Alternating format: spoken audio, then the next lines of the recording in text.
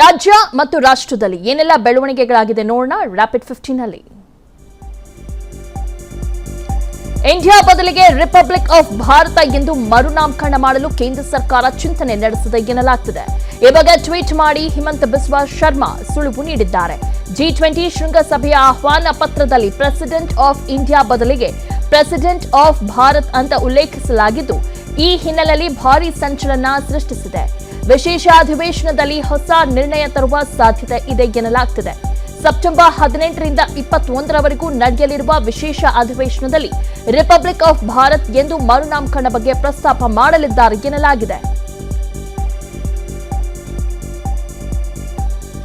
ಇನ್ನು ಪ್ರಧಾನಿ ನರೇಂದ್ರ ಮೋದಿ ಇಂಡಿಯಾವನ್ನ ಭಾರತ್ ಎಂದು ನಾಮಕರಣ ಮಾಡುವ ನಿರ್ಣಯವನ್ನ ಸಂಸತ್ನಲ್ಲಿ ಮಂಡಿಸುವ ಸಾಧ್ಯತೆ ಇದೆ. ಸೆಪ್ಟೆಂಬರ್ 18ರಿಂದ 22ರವರೆಗೆ 5 ದಿನಗಳ ವಿಶೇಷ ಸಂಸತ್ ಅಧಿವೇಶನ ನಡೆಯಲಿದೆ. ಈ ಅವಧಿಯಲ್ಲಿ ಹೊಸ ಸಂಸತ್ ಭವನದಲ್ಲಿ ಮೋದಿ ಈ ಬಗ್ಗೆ ನಿರ್ಣಯ ಮಂಡಿಸಲಿದ್ದಾರೆ. 2024ರ ಲೋಕಸಭಾ ಚುನಾವಣೆಯಲ್ಲಿ ಬಿಜೆಪಿಯನ್ನು ಅಧಿಕಾರದಿಂದ ದೂರ ಇಡುವ ನಿಟ್ಟಿನಲ್ಲಿ ವಿರೋಧ ಪಕ್ಷಗಳು ರಚಿಸಿಕೊಂಡಿರುವ ಮೈತ್ರಿಕೂಟಕ್ಕೆ INDIA ಎಂದು ಹೆಸರಿಟ್ಟಿರುವುದರಿಂದ ದೇಶದ ಹೆಸರನ್ನು ಭಾರತ್ ಎಂದು ಮರುನಾಮಕರಣ ಮಾಡಲು ಪ್ರಧಾನಿ ಮುಂದಾಗಿದ್ದಾರೆ ಎನ್ನಲಾಗ್ತಿದೆ.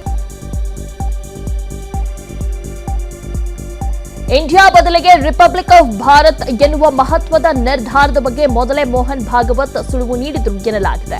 ಇಂಡಿಯಾ ಬದಲು ಭಾರತ್ ಎಂದು ಕರೆಯಲು RSS ಮುಖ್ಯಸ್ಥ ಮೋಹನ್ ಭಾಗವತ್ ಕರೆ ಕೊಟ್ಟಿದ್ದರು. ಕಾರ್ಯಕ್ರಮದಲ್ಲಿ ಮಾತನಾಡಿದವರು, ನಾವೆಲ್ಲ ಇಂಡಿಯಾ ಅನ್ನೋ ಶಬ್ದ ಬಳಕೆ ಬಿಟ್ಟು ಭಾರತ ಅನ್ನೋ ಶಬ್ದ ಬಳಸಬೇಕು. ಇಂಗ್ಲಿಷ್ ಗೊತ್ತಿರುವವರ ಜೊತೆ ನಾವೆಲ್ಲ ಮಾತಾಡುವಾಗ ಇಂಡಿಯಾ ಅಂತ ಬಂದು ಬಿಡುತ್ತದೆ.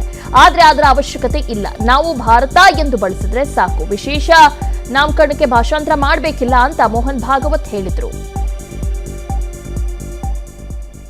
हम सब लोग इंडिया शब्द का उपयोग करना छोड़ दें और भारत शब्द का उपयोग करना प्रारंभ करें. कभी कभी अंग्रेजी जानने वालों के सामने हमको बोलना पड़ता है, तो भाषा के प्रवाह में ही इंडिया आ जाता है, क्योंकि उनको समझना चाहिए, कोई जरूरत नहीं है. जो विशेष नाम होते हैं उसका भाषांतर नहीं किया जाता, दुनिया में कहीं नहीं करते.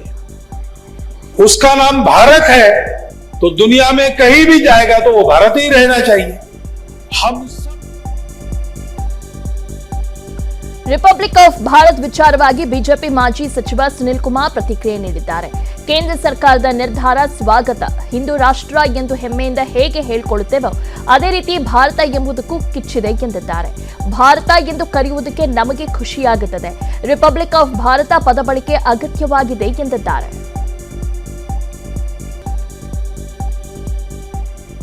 ಇಂಡಿಯಾ ಬದಲು ಭಾರತ ಅಂತೇಳಿ ಇವತ್ತು ಕೇಂದ್ರ ಸರ್ಕಾರ ಹೇಳುತ್ತೆ. ನಾವೆಲ್ಲರೂ ಕೂಡ ಹೇಳಲಿಕ್ಕೆ ಅದನ್ನೇ ಹೊರಟಿರೋದು. ಭಾರತ್ ಅಂತ ಹೇಳಲಿಕ್ಕೆ ನಮಗೆ ಅತ್ಯಂತ ಅಭಿಮಾನ ಇದೆ, ಸ್ವಾಭಿಮಾನ ಇದೆ. ಹಿಂದೂ ರಾಷ್ಟ್ರ ಅಂತೇಳಿ ಎಷ್ಟು ದೊಡ್ಡ ಪ್ರಮಾಣದಲ್ಲಿ ಸ್ವಾಭಿಮಾನದಿಂದ ಹೇಳ್ತೀವೋ, ಭಾರತವನ್ನ ಇಂಡಿಯಾ ಅನ್ನೋದಕ್ಕಿಂತ ಹೆಚ್ಚಾಗಿ ಭಾರತ ಅಂತ ಹೇಳಲಿಕ್ಕೆ ಅದರಲ್ಲೊಂದು ಭಾವನೆಯ ಕಿಚ್ಚು ಇದೆ, ಅದಕ್ಕೊಂದು ಎದೆಗಾರಿಕೆ ಇದೆ, ಸ್ವಾಭಿಮಾನವನ್ನು ಕೂಡ ಹೇಳ್ತೇವೆ. ಇಂಡಿಯಾ ಬದಲು ಭಾರತ ಅಂತೇಳಿ ಇವತ್ತು ಕೇಂದ್ರ ಸರ್ಕಾರ ಇಂಡಿಯಾ ಬದಲಿಗೆ ಭಾರತ ಅನ್ನೋ ಪದ ಬಳಸೋದನ್ನ ಬಿಜೆಪಿ ಸ್ವಾಗತಿಸುತ್ತೆ ಅಂತ ಬೆಂಗಳೂರಿನಲ್ಲಿ ಬಿಜೆಪಿ MLC ರವಿಕುಮಾರ್ ಹೇಳಿದ್ದಾರೆ. ಭಾರತ ಎಂಬ ಶಬ್ದ ಸಾಂಸ್ಕೃತಿಕ ಭಾವನೆಯಿಂದ ಕೂಡಿದೆ. ಇಂಡಿಯಾ ಎಂಬ ಶಬ್ದದಲ್ಲಿ ಆ ರೀತಿಯ ಭಾವನೆ ಇಲ್ಲ.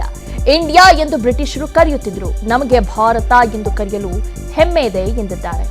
ಭಾರತ ಎಂದು ಕರೆಯಲು ಕಾಂಗ್ರೆಸ್ಗೆ ಮುಜುಗರ ಬೇಡ. ಬ್ರಿಟಿಷರು ಇಟ್ಟ ಹೆಸರನ್ನು ನೀವೇಕೆ ಕರೆಯುತ್ತೀರಿ ಅಂತ ವಿಪಕ್ಷಗಳ ಮೈತ್ರಿಕೂಟಕ್ಕೆ ಎನ್ ರವಿಕುಮಾರ್ ಪ್ರಶ್ನೆ ಮಾಡಿದ್ದಾರೆ.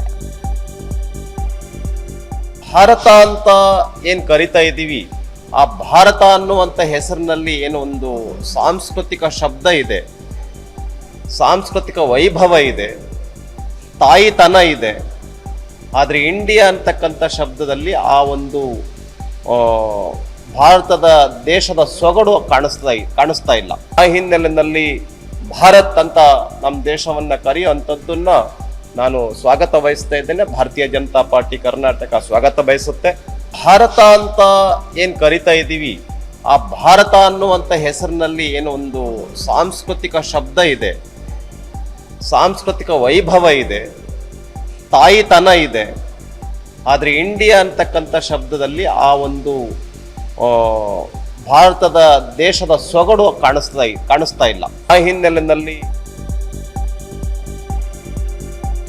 ಇಂಡಿಯಾ ಹೆಸರು ಬದಲಾವಣೆಗೆ ಬಾಲಿವುಡ್ನ ಬಿಗ್ ಬಿ ಸ್ವಾಗತ ಮಾಡಿದ್ದಾರೆ. ಭಾರತ್ ಮಾತಾ ಕಿ ಜೈ ಎಂದು ಹಿರಿಯ ನಟ ಅಮಿತಾಬ್ ಬಚ್ಚನ್ ಟ್ವೀಟ್ ಮಾಡಿದ್ದಾರೆ. ಈ ಬಗ್ಗೆ ಸಾಮಾಜಿಕ ಜಾಲತಾಣದಲ್ಲಿ ಅಭಿಪ್ರಾಯ ವ್ಯಕ್ತಪಡಿಸಿರುವ ಅಮಿತಾಬ್ ಬಚ್ಚನ್ ಕೇಂದ್ರ ಸರ್ಕಾರದ ರಿಪಬ್ಲಿಕ್ ಆಫ್ ಭಾರತ್ ಹೆಸರು ಬದಲಾವಣೆ ನಿರ್ಧಾರಕ್ಕೆ ಜೈ ಎಂದಿದ್ದಾರೆ.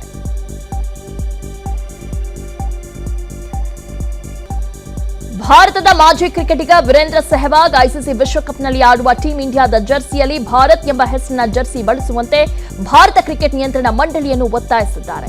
ಹೆಸರು ನಮ್ಮಲ್ಲಿ ಹೆಮ್ಮೆಯನ್ನು ಹುಟ್ಟಿಸುವಂತಿರಬೇಕು. ಇಂಡಿಯಾ ಅನ್ನೋದು ಬ್ರಿಟಿಷರು ನೀಡಿದ ಹೆಸರು. ನಮ್ಮ ಮೂಲ ಹೆಸರು ಭಾರತ್ ಅನ್ನೋ ಪದವನ್ನು ಅಧಿಕೃತವಾಗಿ ಮರಳಿ ಪಡೆಯುವ ಸಮಯ ಬಂದಿದೆ. ಈ ವಿಶ್ವಕಪ್ನಲ್ಲಿ ನಮ್ಮ ಆಟಗಾರರ ಜರ್ಸಿಯ ಮೇಲೆ ಭಾರತ ಎಂದು ಇರಲಿ ಎಂದು ಬಿಸಿಸಿಐ ಅಧ್ಯಕ್ಷ ಜೈಶಾಗೆ ಒತ್ತಾಯಿಸಿದ್ದಾರೆ.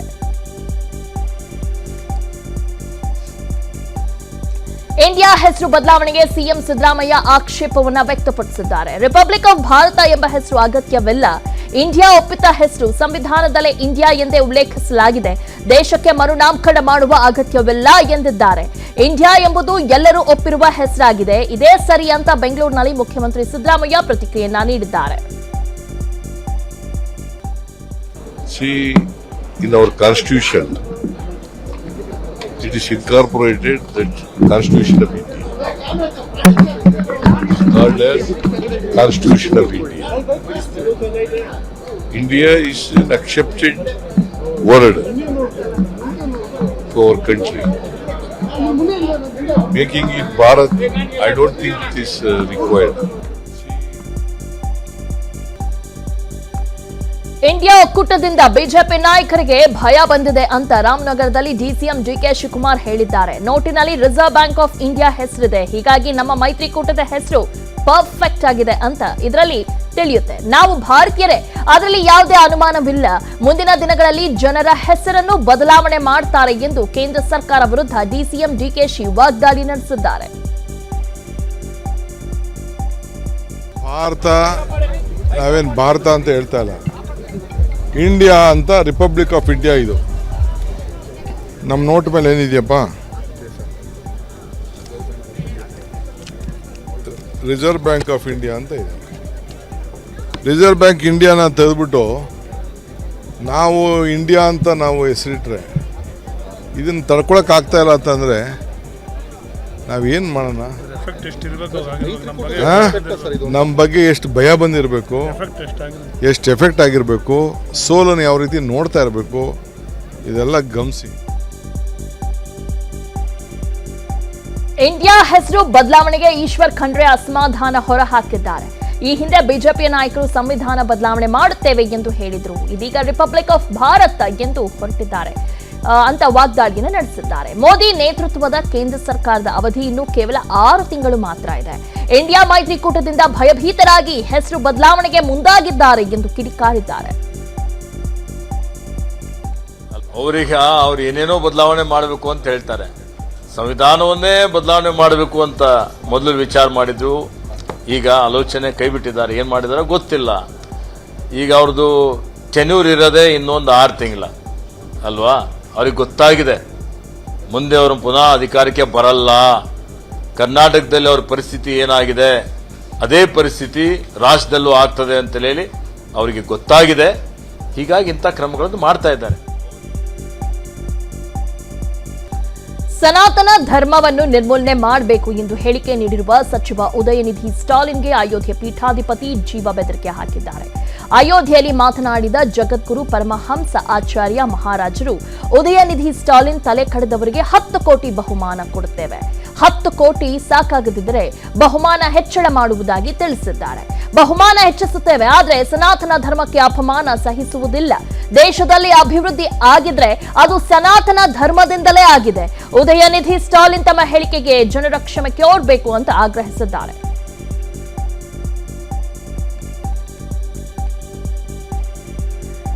ಇನ್ನು ಬಹುಮಾನ ಘೋಷಿಸಿದ ಸ್ವಾಮೀಜಿಗಳ ವಿರುದ್ಧ ಉದಯನಿಧಿ ಸ್ಟಾಲಿನ್ ಕಿಡಿಕಾರಿದ್ದಾರೆ. ನನ್ನ ತಲೆ ತಂದರೆ 10 ಕೋಟಿ ರೂಪಾಯಿ ಕೊಡುವುದಾಗಿ ಘೋಷಿಸಿದ್ದಾರೆ. ನನ್ನ ತಲೆಗಾಗಿ ಅದು ಯಾರು ಬರ್ತಾರೋ ನಾನು ಕೂಡ ನೋಡ್ತೇನೆ.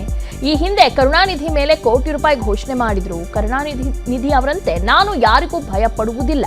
ಸ್ವಾಮೀಜಿಗಳಿಗೆ 10 ಕೋಟಿ ರೂಪಾಯಿಗೆ ಹೇಗೆ ಬಂತೆಂದು ಈ ವೇಳೆ ಪ್ರಶ್ನಿಸಿದ್ದಾರೆ. ಸ್ವಾಮೀಜಿಗಳು ಕೋಟ್ಯಾಂತರ ರೂಪಾಯಿ ಹೇಗೆ ಸಂಪಾದನೆ ಮಾಡ್ತಾರೆ? ಇವರೆಲ್ಲ ನಿಜವಾದ ಸ್ವಾಮೀಜಿಗಳ ಅಥವಾ ಕಳ್ಳ ಸ್ವಾಮೀಜಿಗಳ?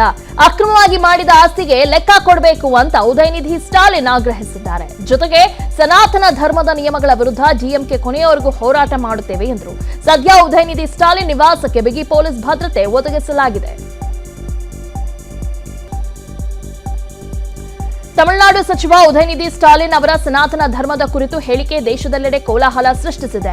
ಬಿಜೆಪಿ ಕೇಂದ್ರ ನಾಯಕರು, ಆರ್ಎಸ್ಎಸ್ ಮುಖಂಡರು, ಹಿಂದೂ ಸಂಘಟನೆಗಳು ಈ ವಿಚಾರದಲ್ಲಿ ಸ್ಟಾಲಿನ್ ಅವರ ಮೇಲೆ ಮುಗಿಬಿದ್ದಿವೆ. ಇದೇ ವೇಳೆ ಇದೀಗ ತೃಣಮೂಲ ಕಾಂಗ್ರೆಸ್ ನಾಯಕಿ ಮಮತಾ ಬ್ಯಾನರ್ಜಿ ಕೂಡ ಉದಯನಿಧಿ ಸ್ಟಾಲಿನ್ ಅವರ ಸನಾತನ ಧರ್ಮದ ಹೇಳಿಕೆ ಕುರಿತು ಆಕ್ಷೇಪ ವ್ಯಕ್ತಪಡಿಸಿದ್ದಾರೆ. ಒಂದು ವರ್ಗದ ಜನರನ್ನ ನೋಯಿಸುವ ಯಾವುದೇ ವಿಷಯದಲ್ಲಿ ನಾವು ಭಾಗಿಯಾಗಬಾರದು ಎಂದು ಮಮತಾ ಹೇಳಿದ್ದಾರೆ. ಜನರ ಧಾರ್ಮಿಕ ಭಾವನೆಗಳಿಗೆ ಧಕ್ಕೆ ತರುವಂತಹ ಯಾವುದೇ ಹೇಳಿಕೆ ನೀಡಬಾರದು. ನಾನು ಸನಾತನ ಧರ್ಮವನ್ನು ಗೌರವಿಸುತ್ತೇನೆ ಎಂದು ಹೇಳಿದರು. ಇನ್ನು ಸನಾತನ ಧರ್ಮ ಬಗ್ಗೆ ತಮಿಳುನಾಡಿನ ಸಚಿವ ಉದಯನಿಧಿ ಸ್ಟಾಲಿನ್ ವಿರುದ್ಧ ತಮಿಳುನಾಡು ಮಾತ್ರವಲ್ಲ ಬೆಂಗಳೂರಲ್ಲೂ ಕೇಸ್ ದಾಖಲಾಗಿದೆ. ನಗರದ ಬನಶಂಕರಿ ಠಾಣೆಗೆ ಬೆಂಗಳೂರು ದಕ್ಷಿಣ ಬಿಜೆಪಿ ಜಿಲ್ಲಾಧ್ಯಕ್ಷ ಎನ್ಆರ್ ರಮೇಶ್ ದೂರು ನೀಡಿದ್ದಾರೆ. ಐಪಿಸಿ ಸೆಕ್ಷನ್ 120B, 153A, 295, 504 ರಡಿ ಪ್ರಕರಣ ದಾಖಲಿಸಲು ಎನ್ಆರ್ ರಮೇಶ್ ಮನವಿ ಮಾಡಿದ್ದಾರೆ. ರಾಜ್ಯದಲ್ಲಿ ಕಾವೇರಿ ಹೋರಾಟ ದಿನದಿಂದ ದಿನಕ್ಕೆ ತೀವ್ರ ಸ್ವರೂಪ ಪಡೆಯುತ್ತಿದ್ದು, ಇವತ್ತು ಕಾವೇರಿ ಪರ ಹೋರಾಟಗಾರರು ಬೀದಿಗಿಳಿದರು. ಮಂಡ್ಯ ಡಿಸಿ ಕಚೇರಿ ಎದುರು ಬಿಜೆಪಿ ಕಾರ್ಯಕರ್ತರು ಧರಣಿ ನಡೆಸಿದ್ದು, ರಾಜ್ಯ ಸರ್ಕಾರದ ವಿರುದ್ಧ ಧಿಕ್ಕಾರ ಕೂಗಿ ತೀವ್ರ ಆಕ್ರೋಶ ವ್ಯಕ್ತಪಡಿಸಿದರು. ರಕ್ತದಲ್ಲಿ ಸಹಿ ಹಾಕಿ ಮಂಡ್ಯ ಜಿಲ್ಲಾಧಿಕಾರಿ ಮನವಿ ಪತ್ರ ಸಲ್ಲಿಸಿದರು. ಇದೇ ವೇಳೆ ರಕ್ತ ಕೊಟ್ಟೆವು, ನೀರು ಕೊಡುವುದಿಲ್ಲವೆಂದು ಘೋಷಣೆ ಕೂಗಿದರು. ಇದೇ ಸಂದರ್ಭದಲ್ಲಿ ಡಿಸಿ ಕಚೇರಿ ಮುಂದೆ ಪ್ರತಿಭಟನೆ ಮಾಡದಂತೆ ಸೂಚನೆ ನೀಡಿದ್ದು, ಪೊಲೀಸರು ಬಿಜೆಪಿ ಕಾರ್ಯಕರ್ತರ ಮಧ್ಯೆ ವಾಕ್ಸಮರ ನಡೆಯಿತು. ಇತ್ತ ಚಾಮರಾಜನಗರದಲ್ಲೂ ಕಾವೇರಿ ಹೋರಾಟ ತೀವ್ರ ಸ್ವರೂಪ ಪಡೆದಿತ್ತು. ಚಾಮರಾಜನಗರದ ಭುವನೇಶ್ವರಿ ವೃತ್ತದ ಬಳಿ ಕಣ್ಣಿಗೆ ಕಪ್ಪು ಪಟ್ಟಿ ಕಟ್ಟಿಕೊಂಡು ಕನ್ನಡ ಪರ ಹೋರಾಟಗಾರರು ಪ್ರತಿಭಟನೆ ನಡೆಸಿದ್ರು. ಕಣ್ಣಿಗೆ ಕಪ್ಪು ಪಟ್ಟಿ ಕಟ್ಟಿಕೊಳ್ಳುವ ಮೂಲಕ ಸರ್ಕಾರಕ್ಕೆ ಕಣ್ಣಿಲ್ಲ ಎಂದು ಅಣಕಿಸಿದ್ರು. ಇದೇ ವೇಳೆ ಕೇಂದ್ರ, ರಾಜ್ಯ ಹಾಗೂ ತಮಿಳುನಾಡು ಸರ್ಕಾರದ ವಿರುದ್ಧ ಘೋಷಣೆ ಕೂಗಿದರು. ಕನ್ನಡ ಪರ ಸಂಘಟನೆ ಒಂದು ವಾರದಿಂದ ಚಾಮರಾಜನಗರದಲ್ಲಿ ಪ್ರತಿಭಟನೆ ನಡೆಸುತ್ತಿದೆ. ಹಾವೇರಿ ಜಿಲ್ಲಾ ಉಸ್ತುವಾರಿ ಸಚಿವ ಶಿವಾನಂದ ಪಾಟೀಲ್ ಉದ್ದಟತನದ ಹೇಳಿಕೆ ನೀಡಿದ್ದಾರೆ. 5 ಲಕ್ಷ ರೂಪಾಯಿ ಪರಿಹಾರ ಘೋಷಣೆ ಬಳಿಕ ರೈತರ ಆತ್ಮಹತ್ಯೆ ಹೆಚ್ಚಳವಾಗಿದೆ ಅಂತ ಹೇಳಿಕೆಯನ್ನ ನೀಡಿದ್ದಾರೆ. ಅಲ್ಲದೆ ಬೇರೆ ಬೇರೆ ಕಾರಣಗಳಿಗೆ ಆತ್ಮಹತ್ಯೆಗಳು ಮಾಡಿಕೊಂಡಿರುತ್ತಾರೆ. ರೈತರ ಆತ್ಮಹತ್ಯೆ ಅಂದ್ರೆ 5 ಲಕ್ಷ ರೂಪಾಯಿ ಪರಿಹಾರ ಸಿಗುತ್ತದೆ, ಇದೇ ಕಾರಣಕ್ಕೆ ಎಲ್ಲವೂ ರೈತರ ಆತ್ಮಹತ್ಯೆ ಎಂದು ಹೇಳುತ್ತಾರೆ. ಪ್ರಕರಣ ದಾಖಲಾಗಿ ವರದಿ ಬರುವವರೆಗೆ ಸ್ವಲ್ಪ ಕಾಯಬೇಕು ಅಂತ ಹೇಳಿದ್ದಾರೆ. ಅಲ್ಲದೆ ಪರಿಹಾರದ ಆಸೆಯಿಂದ ರೈತ ಆತ್ಮಹತ್ಯೆ ಎಂದು ತಪ್ಪು ಪ್ರಕರಣ ದಾಖಲಿಸುತ್ತಿದ್ದಾರೆ. 2015ಕ್ಕಿಂತ ಮುಂಚೆ ರೈತರ ಆತ್ಮಹತ್ಯೆ ವರದಿ ಕಡಿಮೆ ಆಗುತ್ತಿತ್ತು. 2015ಕ್ಕೂ ಮೊದಲು ಪರಿಹಾರದ ಮೊತ್ತವೂ ಕಡಿಮೆಯಾಗಿತ್ತು ಅಂತ ಹೇಳಿದ್ದಾರೆ. ಮನುಷ್ಯನ ಒಂದು ಸ್ವಭಾವ, ಈಗ ಬಡವರು ಇರ್ತಾರೆ, ಪರಿಹಾರ ಇಲ್ಲಿ ಆ ರೀತಿ ಸಿಕ್ಕದೆ ಇದ್ರೆ ಇಲ್ಲೇನಾದ್ರೂ ಸಿಗ್ಬೋದು ಅನ್ನುವಂತ ಒಂದು ನ್ಯಾಚುರಲ್ ಫೀಲಿಂಗ್ ಇರುತ್ತೆ. ಅದಕ್ಕೊಂದು ಪ್ರಯತ್ನ ಮಾಡ್ತಾರೆ. ಆದ್ರೆ ಅದನ್ನ ನಾನ್ ನಿಮ್ಮಲ್ಲಿ ವಿನಂತಿ ಮಾಡ್ಕೊಳ್ತಾ ಇದ್ದೀನಿ, 2015ಕ್ಕಿಂತಲೂ ಪೂರ್ವದಲ್ಲಿ ಪರಿಹಾರ ಮೊತ್ತನೂ ಕಡಿಮೆ ಇತ್ತು, ಪರಿಹಾರನೂ ಸಿಗ್ತಿರ್ಲಿಲ್ಲ. ಆ ಸಂದರ್ಭದಲ್ಲಿ ಇಷ್ಟು ವರದಿ ಆಗ್ತಿರ್ಲಿಲ್ಲ. 2015 ನಂತರ ನಾವೇನು 5 ಲಕ್ಷ ರೂಪಾಯಿ ಪರಿಹಾರ ಕೊಡಕ್ ಪ್ರಾರಂಭ ಮಾಡಿದ್ವಿ. ಆ ಸಂದರ್ಭದಿಂದ ವರದಿ ಜಾಸ್ತಿ ಆಗ್ತಾ ಇದ್ದಾವೆ ವಿನ ಇದರಲ್ಲಿ ಸತ್ಯಾಂಶ ಬಹಳ ಕಡಿಮೆ ಇದೆ. ಗ್ಯಾರಂಟಿ ಯೋಜನೆಗಳಿಗಾಗಿ ಅನುದಾನ ಹೊಂದಾಣಿಕೆ ಮನವೊಲಿಸುವ ಕಾರ್ಯದ ಜೊತೆಯಲ್ಲೇ ಸಿಎಂ ಸಿದ್ದರಾಮಯ್ಯಗೆ ಮತ್ತೊಂದು ಹೊಸ ಟೆನ್ಷನ್ ಬೆನ್ನೇರಿದೆ. ಮುಂಗಾರು ಕೈಕೊಟ್ಟಿರುವುದರಿಂದ ರಾಜ್ಯದ ಬಹುತೇಕ ತಾಲೂಕುಗಳು ಬರಗಾಲದ ದವಡೆಗೆ ಸಿಲುಕಿದೆ. ಹೀಗಾಗಿ ಕೂಡಲೇ ತಮ್ಮ ತಾಲೂಕುಗಳಲ್ಲಿ ಬರ ಘೋಷಿಸುವಂತೆ ಆಗ್ರಹಿಸಿ 80ಕ್ಕೂ ಹೆಚ್ಚು ಕಾಂಗ್ರೆಸ್ ಶಾಸಕರು ಸಿಎಂ ಮೇಲೆ ಒತ್ತಡ ಹೇರಲಾರಂಭಿಸಿದ್ದಾರೆ. ಒಂದೆಡೆ ಅಭಿವೃದ್ಧಿ ಯೋಜನೆಗಳಿಗೆ ಹಣವೂ ಸಿಗುತ್ತಿಲ್ಲ, ಮತ್ತೊಂದು ಕಡೆ ಬರಗಾಲದ ಸಮಸ್ಯೆ ಎದುರಾಗಿದೆ. ಹೀಗಾಗಿ ಕೇಂದ್ರ ಸರ್ಕಾರಕ್ಕೆ ಬರದ ಬಗ್ಗೆ ಮನವರಿಕೆ ಮಾಡಿಕೊಡಿ, ಇಲ್ಲದಿದ್ದರೆ ನಾವು ಜನರ ಮುಂದೆ ತಲೆ ಎತ್ತಲು ಸಾಧ್ಯವಿಲ್ಲ ಅಂತ ಸಿಎಂ ಸಿದ್ದರಾಮಯ್ಯಗೆ ಶಾಸಕರು ಮನವಿ ಮಾಡಿದ್ದಾರೆ ಎನ್ನಲಾಗಿದೆ. ಪಂಚ ಗ್ಯಾರಂಟಿಗಳ ಆರ್ಥಿಕ ಭಾರ ಇಳಿಸೋಕೆ ರಾಜ್ಯ ಸರ್ಕಾರ ಹೊಸ ಪ್ಲಾನ್ ಮೊರೆ ಹೋಗಿದೆ. ಅಬಕಾರಿ ಮೂಲದಿಂದ ಹೆಚ್ಚಿನ ಆದಾಯ ಗಳಿಸುವ ಉದ್ದೇಶದಿಂದ ಇನ್ಮುಂದೆ ರಾಜ್ಯಾದ್ಯಂತ ಮಾಲ್, ಸೂಪರ್ ಮಾರ್ಕೆಟ್ಗಳಲ್ಲಿ ಮದ್ಯ ಮಾರಾಟಕ್ಕಾಗಿ ಚಿಲ್ಲರೆ ಮಳಿಗೆಗಳಿಗೆ ಲೈಸೆನ್ಸ್ ನೀಡಲು ಚಿಂತನೆಯನ್ನ ನಡೆಸಿದೆ. ಈ ಸಂಬಂಧ ಕಳೆದ ವಾರ ನಡೆದ ಇಲಾಖಾ ಮಟ್ಟದ ಸಭೆಯಲ್ಲಿ ಚರ್ಚೆ ನಡೆದಿದೆ. ಇದೇ ವಿಚಾರವಾಗಿ ಇನ್ನೊಂದು ವಾರದಲ್ಲಿ ಮತ್ತೊಂದು ಸುತ್ತಿನ ಸಭೆ ನಡೆಸೋಕೆ ತೀರ್ಮಾನಿಸಲಾಗಿದೆ.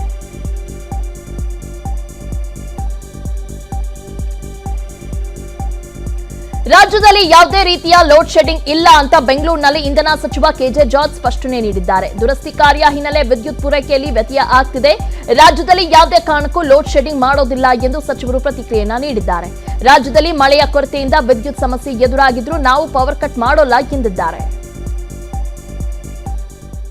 ನೋಡಿ ಏನಾಗ್ತದೆ, ನಮಗೆ ಇವತ್ತು ಮಳೆ ಇಲ್ಲ, ಅದು ನಿಜ.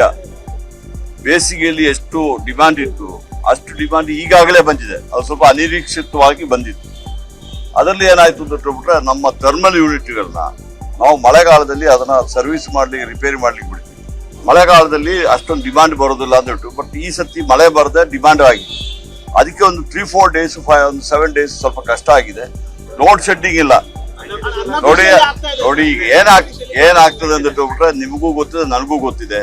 ನಮ್ಮಲ್ಲಿ ಕ್ಷೇತ್ರದ ಸಮಸ್ಯೆ ಕುರಿತು ಸಿಎಂ ಸಿದ್ದರಾಮಯ್ಯಗೆ ಪತ್ರ ಬರೆದ ವಿಚಾರವಾಗಿ ಕಾಂಗ್ರೆಸ್ ಶಾಸಕ ಬಸವರಾಜ ರಾಯರೆಡ್ಡಿ ಪ್ರತಿಕ್ರಿಯೆ ನೀಡಿದ್ದಾರೆ. ಬೆಂಗಳೂರಿನಲ್ಲಿ ಮಾತನಾಡಿರುವ ರಾಯರೆಡ್ಡಿ, ಸಮಸ್ಯೆ ಹೇಳಿದ ಕೂಡಲೇ ಸಿಎಂ ಸ್ಪಂದಿಸಿದ್ದಾರೆ. ಸಿಎಂ ಸಿದ್ದರಾಮಯ್ಯನವರಿಗೆ ವಂದನೆ ಸಲ್ಲಿಸುತ್ತೇನೆ ಅಂದಿದ್ದಾರೆ. ಸರ್ಕಾರದಲ್ಲಿ ನನಗೆ ಯಾವುದೇ ಅಸಮಾಧಾನ ಇಲ್ಲ, ಸಿದ್ದರಾಮಯ್ಯ ಜೊತೆ ಹಿಂದಿನಿಂದ ಉತ್ತಮ ಬಾಂಧವ್ಯ ಇದೆ ಅಂತ ಹೇಳಿದ್ದಾರೆ.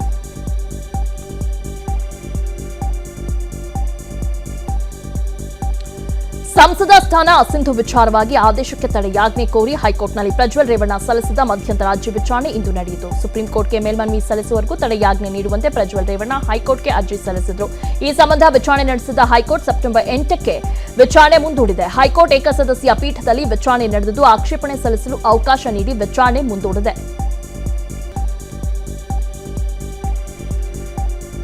ಎಸ್ಎಲ್ಸಿ ಮತ್ತು ಸೆಕೆಂಡ್ ಪಿಯುಸಿ ವಿದ್ಯಾರ್ಥಿಗಳಿಗೆ ರಾಜ್ಯ ಸರ್ಕಾರ ಗುಡ್ ನ್ಯೂಸ್ ನೀಡಿದೆ. ಪ್ರಸಕ್ತ ಶೈಕ್ಷಣಿಕ ಸಾಲಿನಿಂದಲೇ ಪರೀಕ್ಷಾ ವ್ಯವಸ್ಥೆಯಲ್ಲಿ ಮಹತ್ವದ ಬದಲಾವಣೆಯನ್ನು ತಂದಿದೆ. ಅದರನ್ವಯ ಇನ್ಮುಂದೆ ವರ್ಷಕ್ಕೆ 3 ಬಾರಿ ಪರೀಕ್ಷೆ ನಡೆಯಲಿದೆ. ವಾರ್ಷಿಕ ಪೂರಕ ಪರೀಕ್ಷೆ ಜೊತೆಗೆ ಅನುತ್ತೀರ್ಣರಾದವರಿಗೆ ಅದೇ ವರ್ಷ ಮುಂದಿನ ತರಗತಿಗೆ ದಾಖಲಾಗಲು ನೆರವಾಗುವ ನಿಟ್ಟಿನಲ್ಲಿ 3ನೇ ಬಾರಿ ಪರೀಕ್ಷೆಗೆ ಅವಕಾಶ ಕಲ್ಪಿಸಲಾಗಿದೆ. ಹೀಗಾಗಿ ಮುಖ್ಯ ಪರೀಕ್ಷೆ ಜೊತೆಗೆ ಸಪ್ಲಿಮೆಂಟರಿ ಪರೀಕ್ಷೆ ಫೇಲ್ ಆದವರಿಗೆ ಪಾಸ್ ಮಾಡಿಕೊಳ್ಳೋಕೆ 3ನೇ ಚಾನ್ಸ್ ಸಿಗಲಿದೆ. ಶಿಕ್ಷಣ ಸಚಿವ ಮಧು ಬಂಗಾರಪ್ಪ ಈ ಕುರಿತು ಮಾಹಿತಿಯನ್ನ ಹಂಚಿಕೊಂಡಿದ್ದಾರೆ. ನಿಮಗೆಲ್ಲ ಗೊತ್ತಿದೆ, ನಿಮ್ಮ ಮಕ್ಕಳು ಎಷ್ಟು ಒತ್ತಡದ ಮೇಲೆ ವಿದ್ಯಾಭ್ಯಾಸ ಮಾಡ್ತಾರೆ, ಎಕ್ಸಾಮ್ನ ಯಾವ ರೀತಿ ತಗೊಳ್ತಾರೆ ಅಂತ ಹೇಳಿ. ಅದಕ್ಕೆ ಅವರಿಗೆ ಒತ್ತಡದಲ್ಲಿ ಕೆಲವು ಅನಾಹುತಗಳನ್ನು ಕೂಡ ನಾವು ನೋಡಿದ್ವಿ. ಅದೆಲ್ಲ ನಿಲ್ಲಿಸಬೇಕು, ಆ ಒತ್ತಡವನ್ನು ನಿಲ್ಲಿಸಬೇಕು.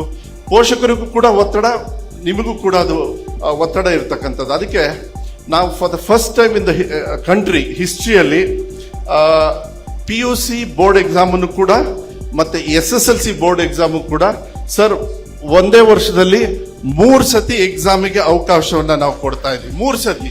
ನಿಮಗೆಲ್ಲ ಗೊತ್ತಿದೆ, ನಿಮ್ಮ ಮಕ್ಕಳು ಎಷ್ಟು ಒತ್ತಡದ ಮೇಲೆ. ಖಾಸಗಿ ಸಾರಿಗೆ ಸಂಘದಿಂದ ಸೆಪ್ಟೆಂಬರ್ 11ರಂದು ಬೆಂಗಳೂರು ಬಂದ್ ಕರೆ ನೀಡಲಾಗಿದೆ. ವಿವಿಧ ಬೇಡಿಕೆ ಈಡೇರಿಕೆಗೆ ಆಗ್ರಹಿಸಿ ಸಿಲಿಕಾನ್ ಸಿಟಿ ಬಂದ್ಗೆ ಕರೆ ನೀಡಲಾಗಿದೆ. ಈ ಸಂಬಂಧ ಆಟೋ ಟ್ಯಾಕ್ಸ್ಗಳಿಗೆ ಬಾವುಟ ಪೋಸ್ಟರ್ ಅಂಟಿಸಿ ಬಂದ್ಗೆ ಖಾಸಗಿ ಸಾರಿಗೆ ಸಂಘಗಳ ಒಕ್ಕೂಟದಿಂದ ಸಿದ್ಧತೆ ಮಾಡಿಕೊಳ್ತಿದೆ. ಬೆಂಗಳೂರಿನ ಜಯನಗರದ ಶಾಲಿನಿ ಆಟದ ಮೈದಾನದಲ್ಲಿ ಸಭೆ ನಡೆಸಿದ್ದು ಬಂದ್ ಸಂಬಂಧ 32 ಒಕ್ಕೂಟಗಳ ಅಧ್ಯಕ್ಷರು, ಸದಸ್ಯರು ಭಾಗಿಯಾಗಿದ್ದರು.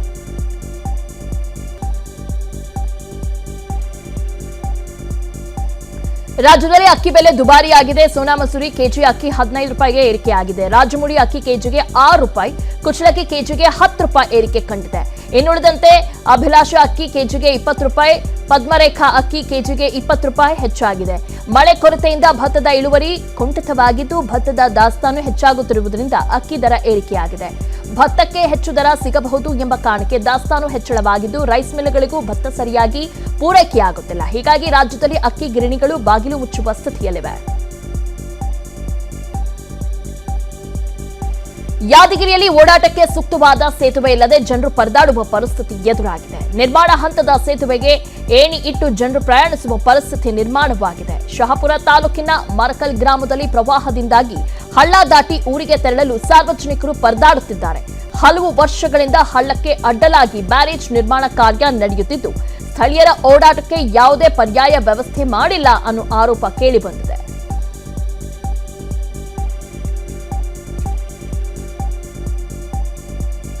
ಮೈಸೂರು ದಸರಾ ಜಂಬೂ ಸವಾರಿಗೆ ಆಗಮಿಸಿರುವ ಗಜಪಡೆಗೆ ಅರಮನೆಯಲ್ಲಿ ಅದ್ದೂರಿ ಸ್ವಾಗತ ಕೋರಲಾಗಿದೆ.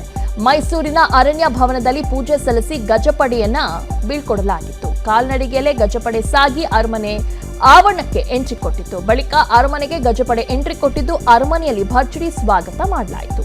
ಇನ್ನು 3 ದಿನದಿಂದ ಅರಣ್ಯ ಭವನದಲ್ಲಿ ಗಜಪಡೆ ಬೀಡು ಬಿಟ್ಟಿತ್ತು. ಆನೆಗಳಿಗೆ ಮಜ್ಜನ ಮಾಡಿಸಿ ಕಲಾವಿದರು ಚಿತ್ತಾರ ಬಿಡಿಸಿದ್ರು. ಬಳಿಕ ಪೂಜೆ ಸಲ್ಲಿಸಿ ಬೀಳ್ಕೊಡಲಾಗಿದೆ. ಇದು ಇವತ್ತಿನ ರ್ಯಾಪಿಡ್ 50. ಅನುಕ್ಷಣದ ಸುದ್ದಿಗಳಿಗಾಗಿ ನೋಡ್ತಾರಿ ವಿಸ್ತಾರ ನ್ಯೂಸ್. ಇದು ನಿಖರ ಜನಪರ. ಪ್ರತಿ ಕ್ಷಣದ ಸುದ್ದಿಗಳಿಗಾಗಿ ವಿಸ್ತಾರ ನ್ಯೂಸ್ ಆಪ್ ಡೌನ್ಲೋಡ್ ಮಾಡಿ. ವಿಸ್ತಾರ ನ್ಯೂಸ್, ನಿಖರ ಜನಪರ.